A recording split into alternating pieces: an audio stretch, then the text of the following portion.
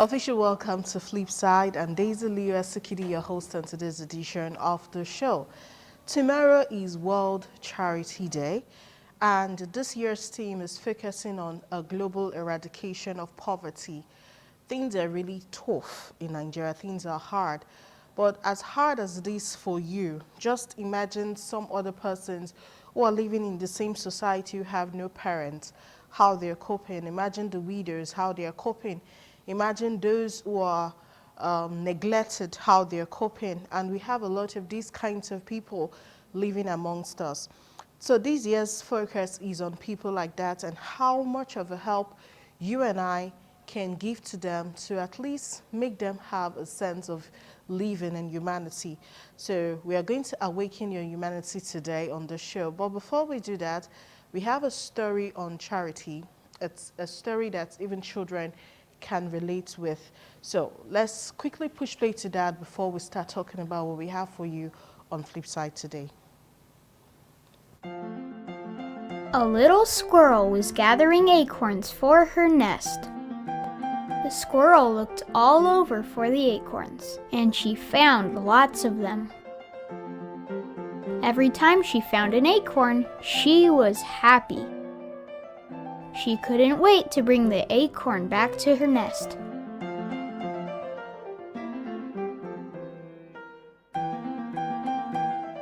While the squirrel was gathering acorns, she saw a sad little turtle.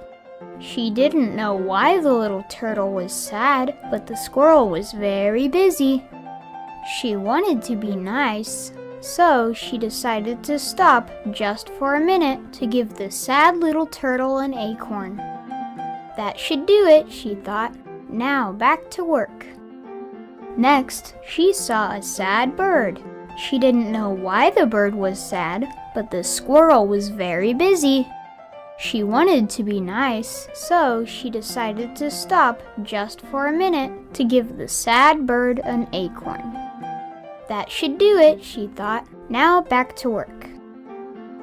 Next, she saw a sad caterpillar.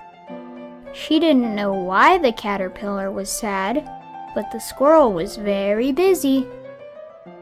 She wanted to be nice, so she decided to stop just for a minute to give the sad caterpillar an acorn. That should do it, she thought.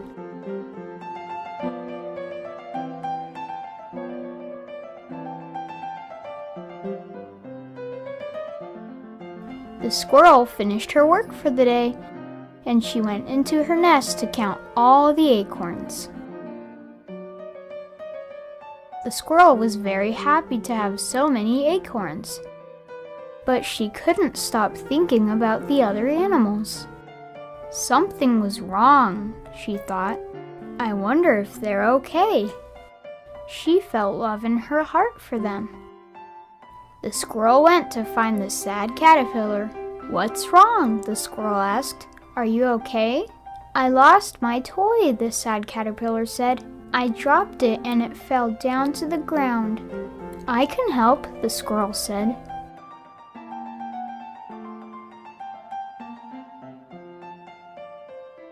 Thank you, said the caterpillar. Next, the squirrel went to find the sad little turtle. What's wrong? The squirrel asked. Are you okay? I'm lost. I can't find my mother and I'm scared. I can help. I think I know where your mother is.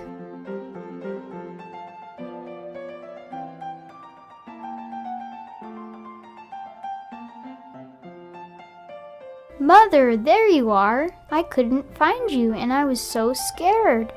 Thank you, said the little turtle. Next, the squirrel went to find the sad bird. What's wrong? The squirrel asked. Are you okay? Some of the other birds were making fun of me, the sad bird said. No one wants to be my friend. I can help, the squirrel said. I know some birds that you have never met before. I'll introduce you.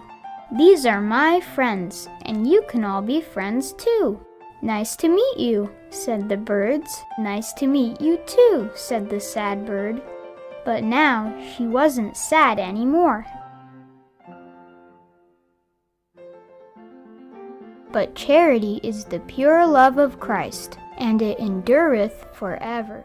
And whoso is found possessed of it at the last day, it shall be well with him. Here, Wall Street Willie, what is a charity? A charity, also known as a charitable organization, is a philanthropic non-profit organization whose main goal is to help others, especially the underprivileged. In the US, charities are often referred to as 501c3 organizations. Charities have different purposes, some of which include giving food, shelter, and other necessities to those who cannot afford them, providing education, conserving the environment, and protecting animals. Charities are supported through donations, called charitable donations, given to them by people who believe in their cause. Why should I donate to charities? It's very important to give back to others that are less fortunate and support the causes you believe in.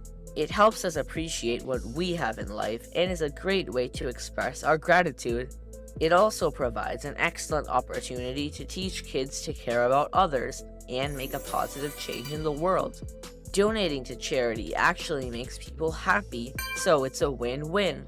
Last but not least, donations to qualified charitable organizations are eligible for certain tax benefits. How can I donate to charity? If you can afford, you can donate money to charities. Remember that it doesn't have to be a huge sum, every little bit helps. Even a few dollars can make a huge difference in developing countries, and when more people donate, it adds up. You can also donate securities or other assets directly to charities. This way, not only do you save on capital gains tax, but the charity also gets a bigger donation. However, even if you cannot afford to donate money or other assets, you can still donate in other ways. You can donate food, clothes, toys, furniture, etc. However, make sure to only donate these things if they are in good condition and can be used by others. If you cannot donate money or material things, you can still donate your time. For example, you can volunteer at a soup kitchen or help out at an animal shelter. Remember, donating time can be just as powerful as other donations. Thank you very much, Wall Street Willie. You're welcome, Super Cooper. Remember, finance is your friend. So, the International Day of Charity was established with the objective of sensitizing and mobilizing people, NGOs, and stakeholders all around the world to help others through volunteer and philanthropic activities. In the 2030 Agenda on Sustainable Development adopted in September 2015, the United Nations recognizes that eradicating poverty in all its forms and dimensions, including extreme poverty, is the greatest global challenge and an indispensable requirement for sustainable development. The agenda also calls for a spirit of strengthening global solidarity. It's focused in particular on the needs of the poorest and the most vulnerable. It also acknowledges the role of the diverse private sector, ranging from micro-enterprises to cooperatives to multinationals, and that of civil society organizations and philanthropic organizations in the implementation of the new agenda. So today who will be joining us on this topic of World Charity Day, Eradicating Poverty, is going to be Pastor Solomon Folorenshaw. Pastor Solomon Folorenshaw is known for using his divine calling as a cleric to provide refuge, education, and other humanitarian care to over 4,000 orphans and other internally displaced persons, the IDPs. Now, Pastor Solomon Folorenshaw is the Overseer and Director, International Christian Center for Mission, the ICCM, and Christian Homes for the Needy. As the proprietor of the Home for the Needy Foundation, he takes care of indigent kids. He also runs a camp for internally displaced persons. This evangelical pastor runs a sprawling camp which provides refuge for thousands of children who fled the Boko Haram jihadist insurgency in the north. And aside from operating a camp in Benin City, which provides accommodation, medical and education for thousands of children, most of them orphans, He also takes care of widows and is a missionary, using funding from local institutions, NGO, churches abroad, and so on to fund this cause. Pastor Solomon Folorunsho is also the first to unravel the evil in Bacheville community in Obalinku local government area of Cross River State, where girls were being sold into marriage for debt settlement. That's called the money marriage. So he's done a whole lot of charitable works and philanthropic activities for our country. Pastor Solomon Folorunsho, welcome to Flipside today. Thank you for having me. All right, we're going to be talking about eradicating poverty, global poverty. And we're going to start right now with what's the most pressing challenges in addressing global poverty, and how can we work together to actually overcome them? The number one challenge is to create an enabling environment for human beings to thrive. Enabling environment in the sense of, giving them housing, education, and means of livelihood, like food. Some people want to go to farms, some people want to be able to do one thing or the other. So it is on the government to create that kind of environment. When the environment, the atmosphere is good, there's security, there is education, and there is government-enabled means of empowerment, I think the world will be a good place to live, and poverty will just vanish away. Skill building. I know your NGO does a whole lot of trainings, and there's a school there. And so recently, we also heard that you have a student who got a scholarship to go abroad. Well, anyway, what role does education play in breaking the circle of poverty? I find out that every human being is a talent. There is something God, who created human being, have put in each and every one of us. And if given the opportunity, there is no one that is useless. That is what we have seen in the life of the children that are living with us, who have come from different backgrounds, displaced, poor backgrounds. We just gave them an enabling environment. We show them love, and despite we not having all the facilities, even enough food to care for them, but we inspired hope into them that made them to be determined. And we told them that, look, corruption is one of the challenges we have in our country, and malpractices is not allowed here. If you want your country to develop, if you want your future to be good, you just have to work hard, read, and you are going to be something. And that's what we are harvesting here today. As I tell you, like you had rightly said, one of them right now is already in Chicago, is doing his PhD, is on scholarship. And I mean, he went to university here in Nigeria, his first degree, got first class. He was the best graduating student of his university at that, session. That session, we produced the best, the first best, second best from this center, because we gave them good education. We showed them love. We showed them care. We made them feel that they are a human being like any other person. And today, they are all shining. It's beautiful. Okay, but back to a foundation question. What actually should we say is the root cause of poverty in Nigeria? Because we're now like the poorest nation in the world. Well, it's very shameful that Nigeria is the poorest nation of the world as it stands now. Otherwise, I have been to many countries. They don't have what we have in this country. I've been to USA, I've been to Canada, I've been to Mexico, I've been to, Sri Lanka, I've been to South Africa, I've been to Kenya, I've been to almost all over Europe. But they don't have what we have. A country like Germany, you cannot name crude oil, you cannot name mineral resources. Like the way things grow everywhere, it's not there.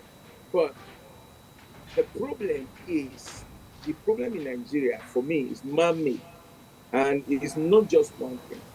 It starts from the government and the governed. It starts from insecurity, lack of electricity, lack of good roads. If I lack, so many lacks, and all this together, is what is making Nigeria to be what it is today. For me, I feel ashamed when I look at other climes in the world, how it is, and see how Nigeria is. I feel ashamed. But these problems can be solved if there is no selfishness, if there's no corruption, if there's goodwill on the part of government, and if there's goodwill on the part of the citizens willing to change their way of doing things.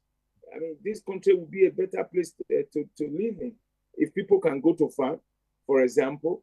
If there can be security and everybody can farm, they have access to their land, food will be surplus. And if all other things like fuel, in fact, there are so many things. If I keep mentioning them, there are many.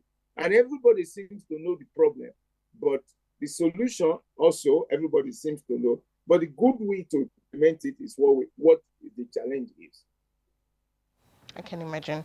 Now, let's talk about teaching people to fish and giving them fish to eat. It's a word that we hear all the time. When the IDP camp came up in Benin and people had misgivings about it, but at least I'm grateful to God that in all the years you've been here, they've not had reasons to complain.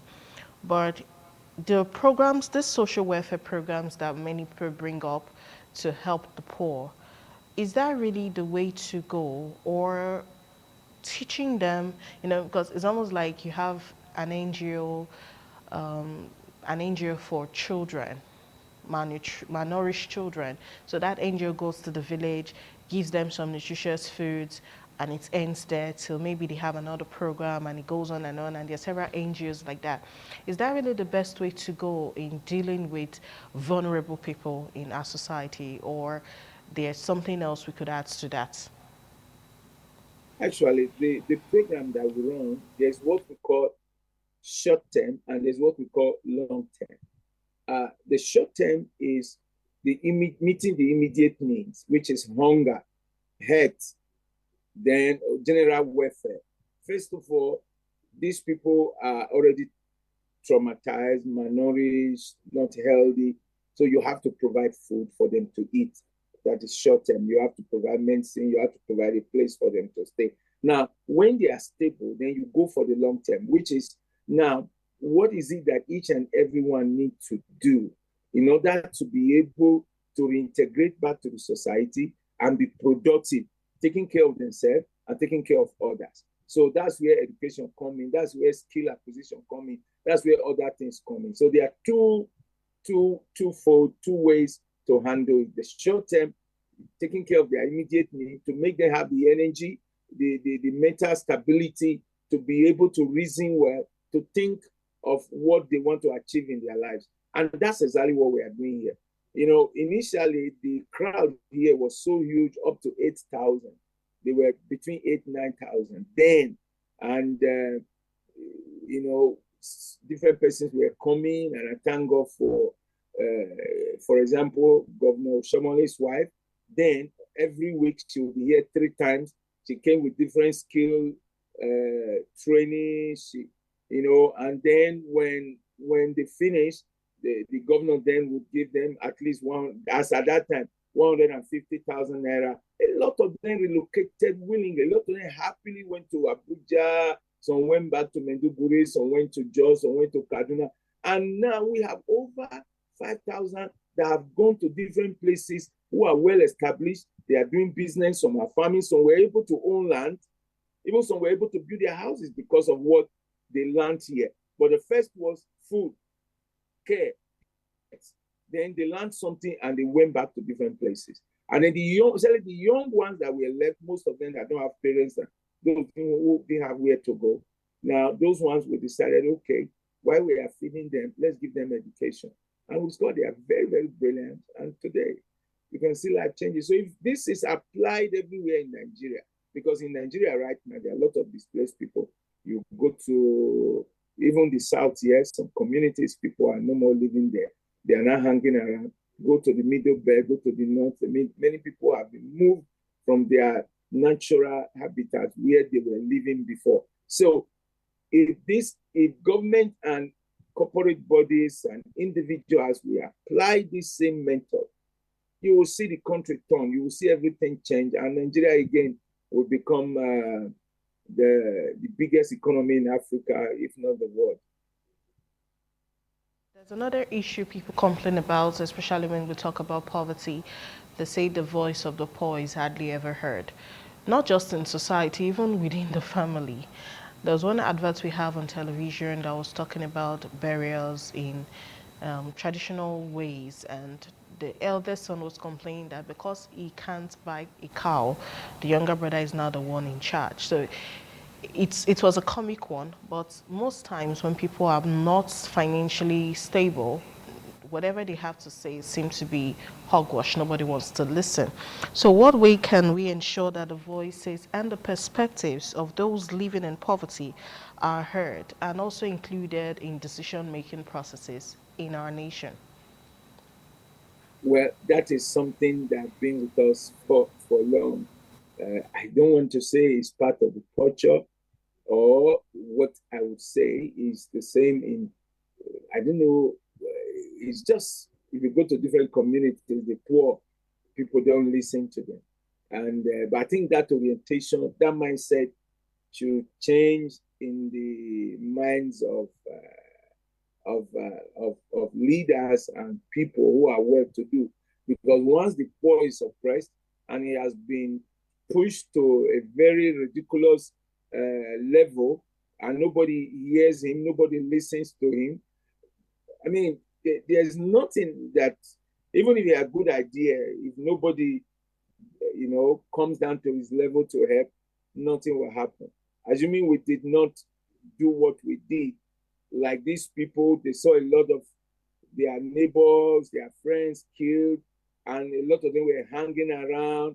Some were deciding, should I take into crime? Should I commit suicide? Should I do this? Should I do that? And God gave them opportunity to come here. And what did we do? We showed them love. So the poor should be showed love. And there should be a system, like it is in advanced countries. If you don't have job, there is a place where you can go and eat. There is a kind of school you can attend. There are organizations that take care of your needs. There are, people who can pay your fees. So if Nigeria and every state and local government can have a system, make laws that nobody will be oppressed no matter your level in the society. It is your right to live. You have right to free speech. You have right to decision making. If we can have such laws in our country, and both the government and the House of Assembly, all of them together, creating, that enabling system for everyone to thrive. The poor people, you see that some of them will become the best scientists, the best doctors, the best of all the best. So something needs to change, both from the government and from even the village leader, from the family.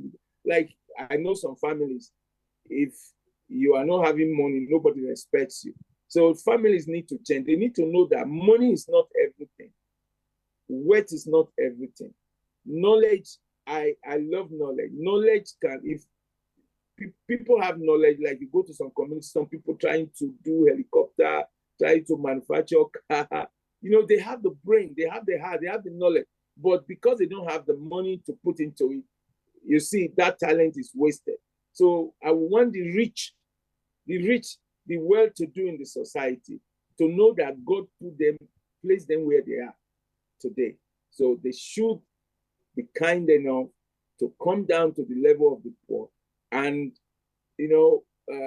fund them, raise them. And when the society have more like them, then the society will be safer for all to live. Thank you so much, Pastor Solomon Folorunsho. We're not done. We're going to go on a quick break because you just said something about how the society will become better. Some people do not really understand that there are risks involved when you're actually surrounded with majority of people being poor. So the way to deal with those risks is to ensure that the majority of people around you are not poor. Now, I'm not saying you should change your cycle and just run away, but you have to lift them up. So what are the dangers of being having majority of people in a nation as poor, and what other dangers could also result globally from poverty, and several other questions we still have in the lineup. But before we do that, we'll go on a quick break on the show. We'll be back to talk some more. The UN designated the 5th of September as an International Day of Charity. Why? To alert and mobilize people all around the world to help others through volunteer and philanthropic activities. 5th of September commemorates the death of someone who is synonymous with charity, Mother Teresa. Mother Teresa dedicated her life to help the destitute to overcome poverty and distress. She founded the Order of Missionaries of Charity in Calcutta, which became noted for its work among the poor and the dying. She ministered to the poor, the homeless, sick, orphaned, and dying while guiding the Missionaries of Charity's expansion, first in India and then in other countries. In recognition of the role of charity in elevating humanitarian crises and human suffering, the UN designated the 5th of September as the International Day of Charity. Charity plays an important role in upholding the values and advancing the work of the United Nations. UN humanitarian agencies rely on charitable donations to respond to natural disasters, armed conflicts, and other emergencies. Charity can elevate the worst effects of humanitarian crises, supplement public services in healthcare, education, housing, and child protection. And so, the International Day of Charity encourages charity through education and awareness-raising activities to urge people around the world to donate time and money to volunteer or engage in acts of kindness. All right, today we're focusing on eradicating poverty, global eradication of poverty in commemoration of World Charity Day, which, by the way, is going to be coming up on Thursday, 5th September this year.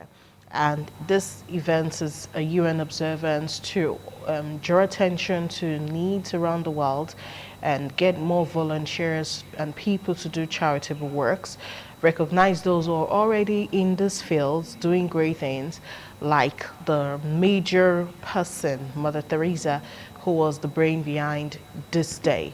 All right, she did a whole lot of works around the world, and she has gotten a whole lot of publicity even after death concerning her works. And I have Pastor Solomon Florenshaw, I would call him our own Father Teresa here. He's done a lot for people, widows, children, internally displaced persons, you name it. Anybody who is hungry, you just find your way to Ogwaife in Benin and they will help you, they'll take you in. Now, it's not just about food. These people are not just about giving you food or Medicare. They take you further to get you educated and give you skill. You know, it's both the short term and the long term, and it just goes on and on and on. He's dedicated his whole life to doing charitable works. Welcome back, Pastor Solomon. Thank you very much. Okay, so let's talk about poverty and other global issues. The United Nations believes that there's an intersection between things like climate change, migration, and poverty. So, do you agree that there is a relationship between poverty and other global issues like climate change, migration, and health crisis?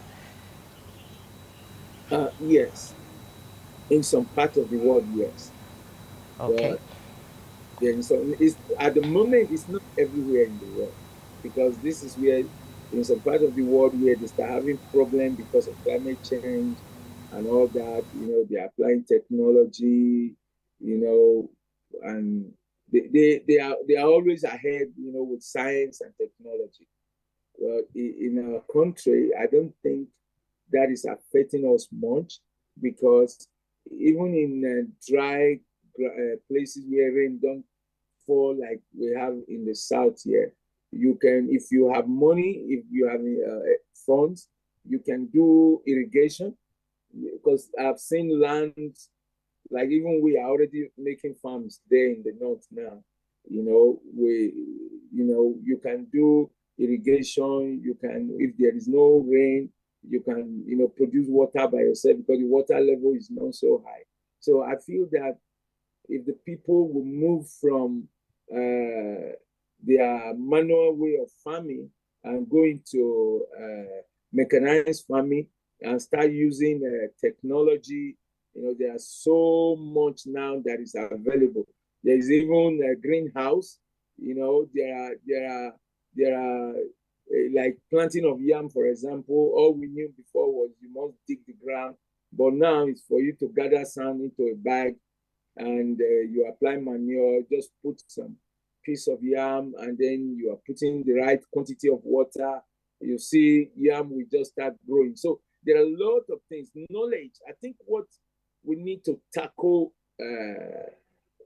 poverty now is knowledge. Knowledge will help a lot. Even with climate change, knowledge will help a lot.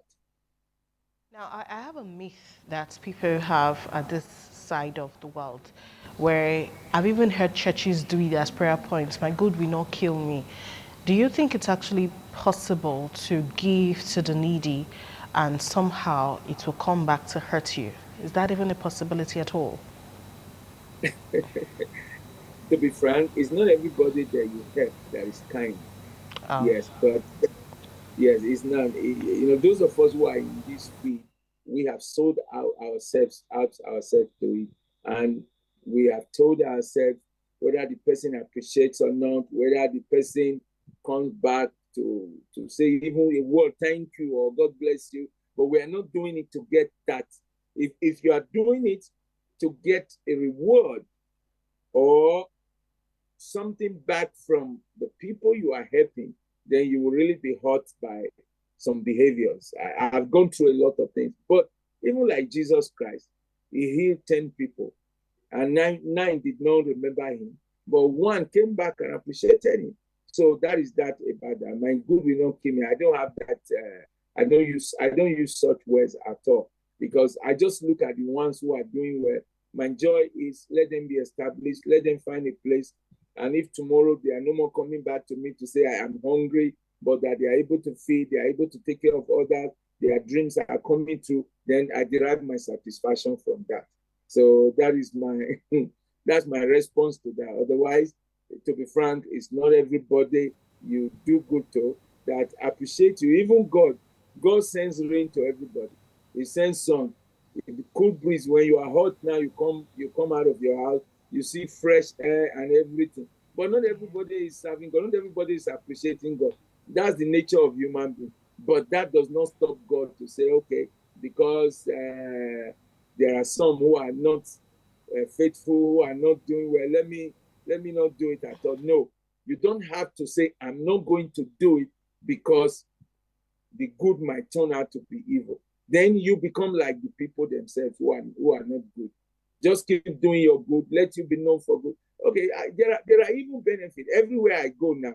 Once people see, like the other day, I was at the airport in Abuja. Immediately I just arrived. All of them, their immigration, they were checking people, and they saw me. I don't know them.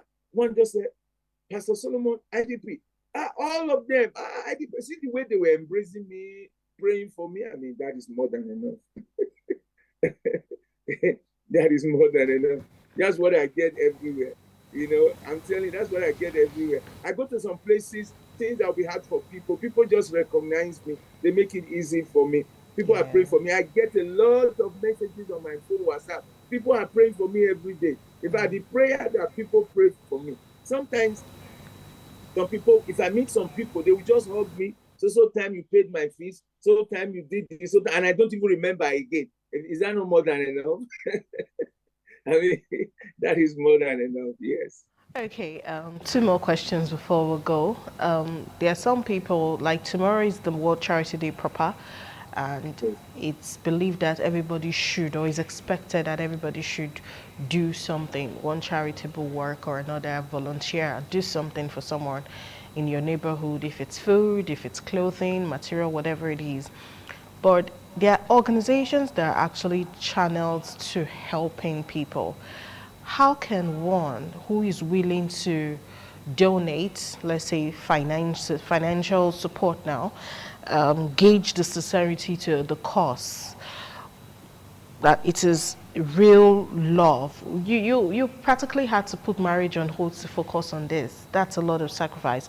But how can we gauge that these people are sincere to their cause and this is not just mere self-righteousness, publicity, or self-gain? Some NGOs do not run an open book policy, and we know they just created some of them to make monies of donors. So how can we access which NGO to donate to? Well, I think people should watch. Yes, you have to watch before you throw your money to any place. Watch and see what they are doing, see the work they are doing, and see what is coming out of it. The people themselves. If for example, our place is open, everybody can come here. You see the work we are doing, you see the children, you interact with the children, you see those in the university. Even yesterday, one doctor called me from one faculty in Uniben. Oh, I'm just here with one of your words. In fact, I'm amazed.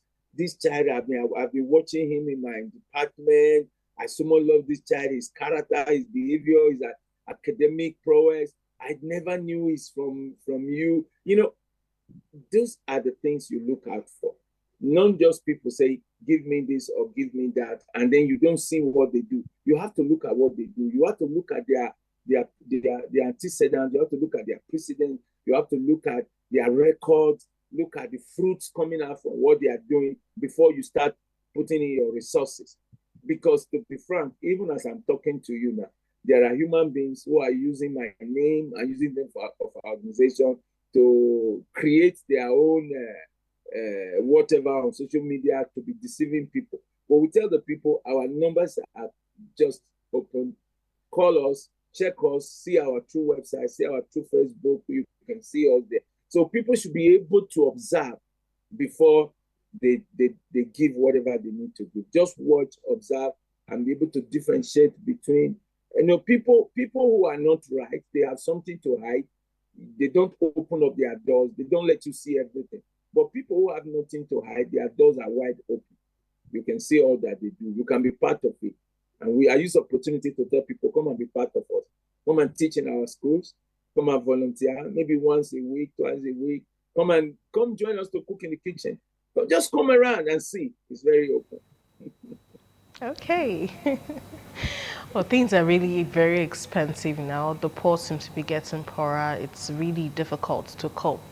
I'm imagining how it is that you cope feeding over 5,000 people at the camp at this time when a bag of rice is sold for about 100,000 naira and fuel is costing more than 950 naira in some places in Benin. The Lord is your strength. All right, on a final note, just a last word on today's discussion before we let you go. Madam, I must tell you that I'm smiling is because Jesus lives in this heart. I tell you, we are going through a lot. If I take the different places I'm farming right now, in Ondo State, in Edo State, in Abuja, in Nasarawa, in Ekpoma area, there is no village, no forest, I'm not looking for even Satana to feed the children, even going to take loans, going to do a lot, just because I have hope that when this is done, the future will be better. So I want to encourage everyone that have the opportunity to listen to my voice. Please be kind. Be kind to your neighbor.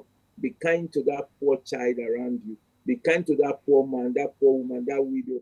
Be kind to the street children. Stop abusing children. Stop oppressing children. Stop looking down on those who are not up to you. If you come down to their level and help to lift them up, they might be the doctors that will treat you tomorrow. This year, we are coming out with medical doctors from our center here. Medical doctors, in fact, from children who could not read and write, they are going to be in hospitals. In fact, right now, they are doing their clinicals, and we're already having lawyers, already having those in law school right now. They are the ones that will defend you when you are when your rights be taken away from you. So that person you are saying might be your savior tomorrow. Please be kind, and God bless you. Thank you so much, Pastor Solomon Shaw, for being with us on the show, taking out time of your busy schedule to have this conversation with us. And we hope to see you some other time. And I hope that there will be a lot of volunteers tomorrow that will go to the camp. Go join them, wash clothes, go join sweep, go cook, do something. Just show love to somebody and be kind. All right, now, like the notion of volunteerism and philanthropy, charity provides real social bonding. It also contributes to creation of inclusive and more resilient societies. Charity can alleviate the worst effects of humanitarian crisis, supplement public services in healthcare, education, housing, child protection. Charity assists the advancement of culture, advancement of science, sports, protection of culture and natural heritage. It promotes the rights of the marginalized and the underprivileged and spreads the message of humanity in conflict resolution. Be kind and show love to someone. We're leaving you right now with this last video that we put together on the show, and just be kind and do something for someone tomorrow.